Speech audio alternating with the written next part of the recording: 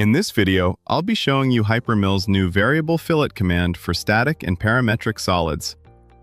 In the first example, we can see a static solid. You might already know the variable fillet command from surfaces. Now, it is also available for solids. Let's start with constant fillets. I apply a constant fillet first. If needed, I can redefine an existing static fillet then, and convert it into a variable fillet.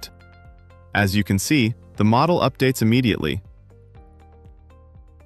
I can switch between constant and variable fillets at any time. This demonstrates how variable fillets work on static solids.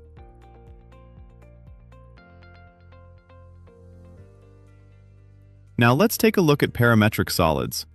Once more, I start with a constant fillet and set it to 10. Then, I create a variable fillet along this edge. At this point, I leave this option unchecked.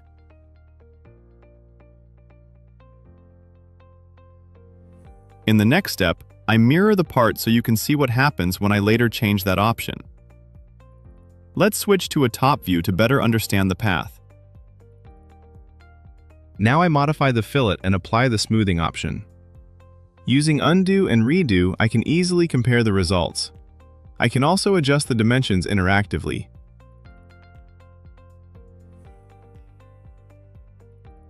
For example, I set this value to 60, then maybe 70 here, and 100 at this point.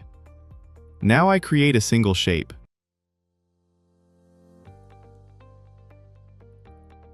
Again, I mirror the part. And once more, I create a single shape.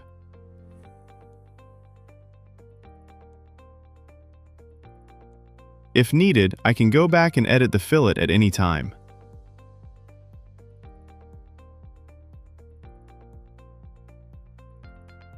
Using undo and redo, I can quickly test different variations. I can also adjust other dimensions.